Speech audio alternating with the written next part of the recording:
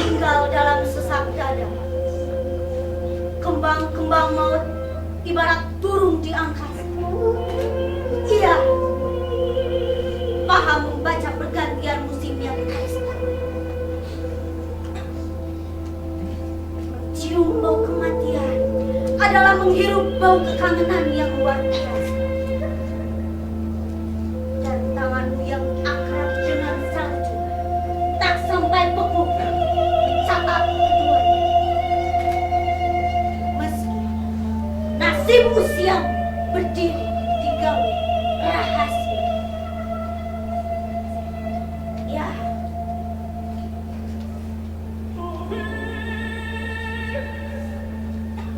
dirimu meniup trompet di bawah tanah di terowongan rahasia, dan aku mendengarnya dengan sepasang telinga yang berdarah.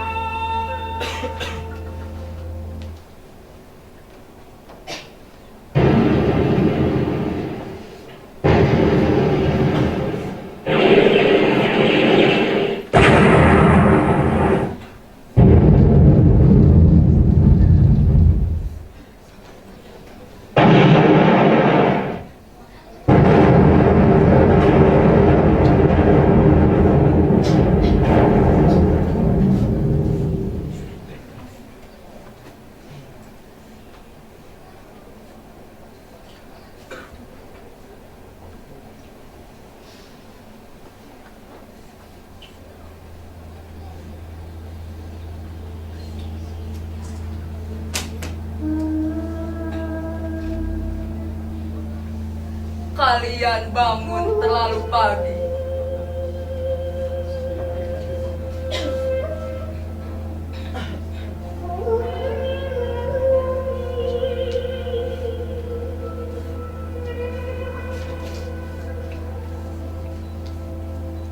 Ini hari pertama kebun-kebun sepetak melambai ke dunia. Hari yang kesekian di mana mimpi kekal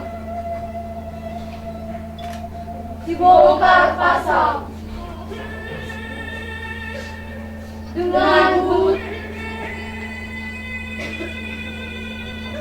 dan sarung tangan usang. Usia masih pagi ketika salju mengekalkan para pemetik ceri itu. Dengan getah yang mengalir di sepanjang risalah. Lalu angin meniupi daun dari ciprat darah.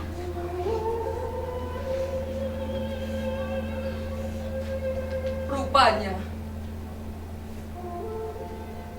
waktu sedemikian tergesa mendirikan amarah paling senyap dalam sesak dada.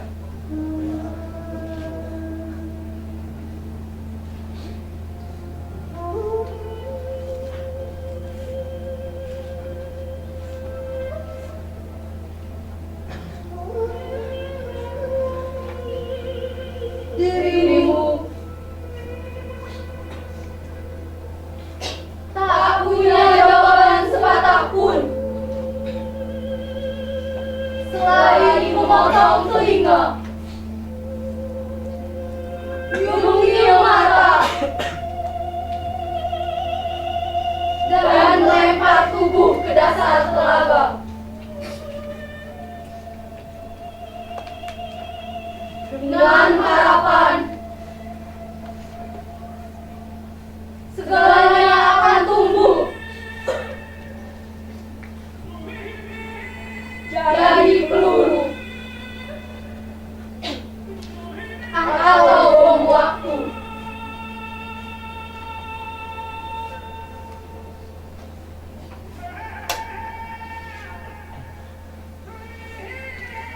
Tapi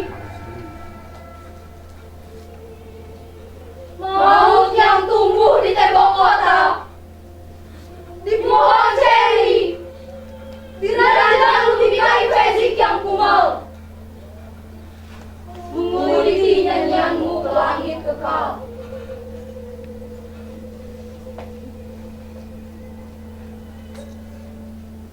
Dirimu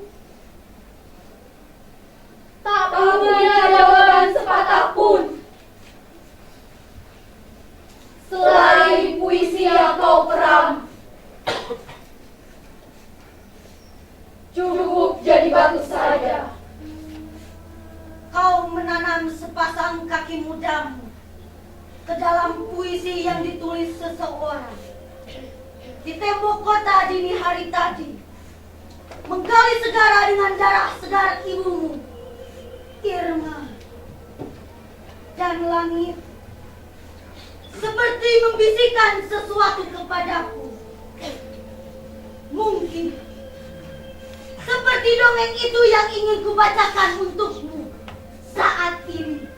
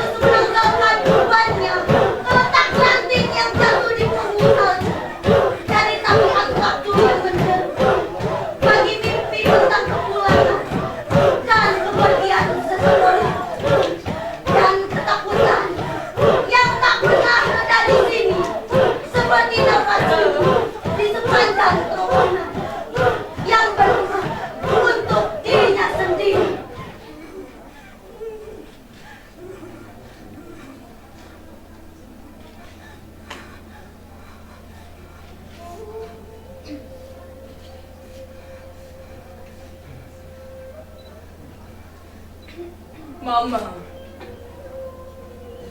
aku tidak ingin pergi ke ruang bawah tanah. Biarlah takdir kita begini adanya. Memandang jalanan yang seharian sunyi,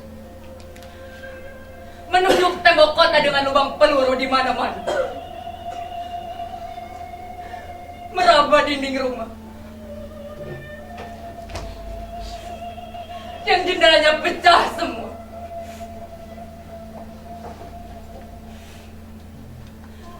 Mama, aku tidak ingin pergi atau kembali sebelum kutulis puisi bagi para penembak misterius di atas gedung yang arahnya sasar kutunjukkan kepadamu. Tetapi di sana kematian kita telah dibidiknya sekian lama.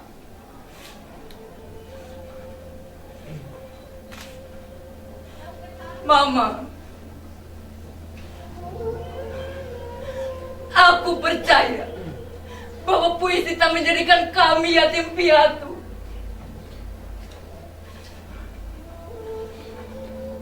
Para pemetik ceri itu, atau yang mendiami ranjang lubika investik yang kekal, tengah menulis puisi dari balik-balik saja tebak.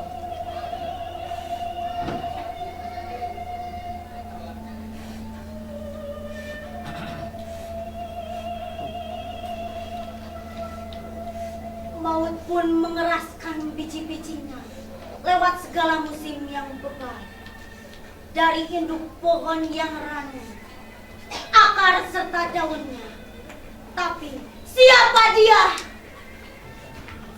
Petani yang menanam maut di kebun-kebun tujuan. Kanal-kanal memeras tubuhnya, melilit sebatang sawah dengan irigasi darah. Ikan-ikan memungut ransum doa ketika duri dalam dagingnya luka parah.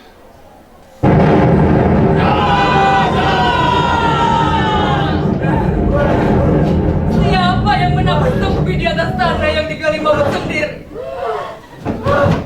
Kau tak bisa menerkam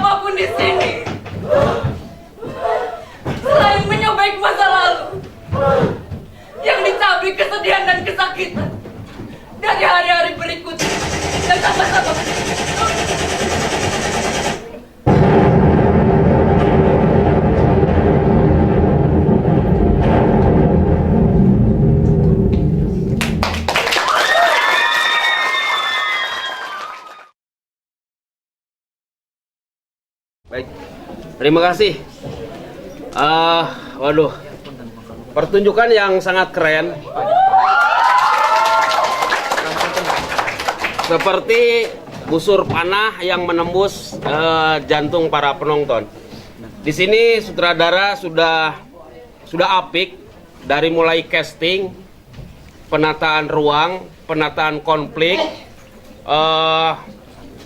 struktur dramatiknya itu disusun dengan bagus, dengan apik. Di sini dramatisasi puisi, drama yang berbasis dari sebuah puisi gitu ya, yang pijakannya puisi. Tapi teman-teman sudah mampu mewujudkan sebuah visual yang sangat keren tanpa justru lebih mengangkat puisi dari si pengarang itu sendiri.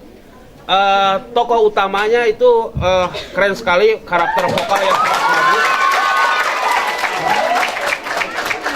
konsentrasi yang sangat full.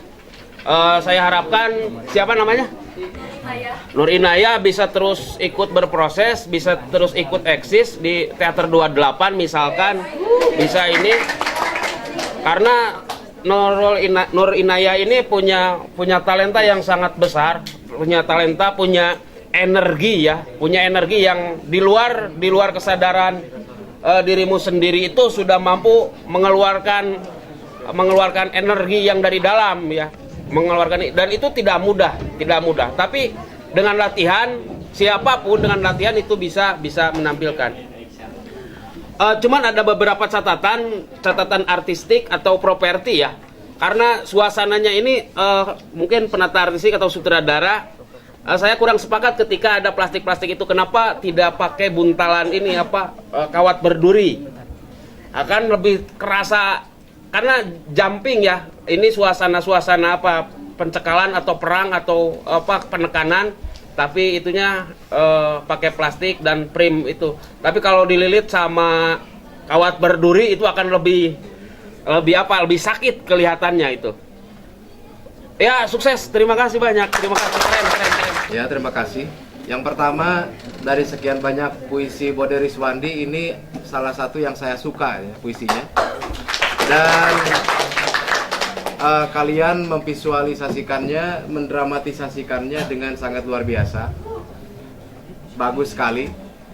Dan buat pemeran Nadia, kata Teguh Bang Bara, bogoh katanya. Ngarewos. Sumpah demi Allah, ngarewos gitu. Kesaksian, kujuri gitu. Ya. Ya, buat ini pemeran Nadia, kalau terus berproses di teater, kamu bisa menjadi aktor yang sangat baik, punya bakal yang sangat baik. Dan yang lain-lainnya juga, mereka tampil tidak hanya sebagai latar atau figuran, tapi menjadi satu bagian dari kesatuan pertunjukan yang sangat luar biasa. Betul kata Jabo tadi, ada yang segitiga itu kalau misalnya dengan ram kawat ya, atau kawat berduri, itu akan lebih, visualnya akan lebih menarik dan tidak menghalangi vokal. Jadi vokalnya tadi agak tertutup sama plastik ya, tapi itu masih terdengar. Tapi kalau dipertunjukkan di ruang yang lebih luas mungkin itu agak menghambat gitu ya. Kemudian juga penyutradaraan sangat menarik, dan terutama yang pertama mungkin pemilihan puisinya. Ini pemilihan puisi yang sangat pas untuk didramatisasikan, dan eksekusinya di panggung tadi itu luar biasa. Jadi aplaus buat kalian.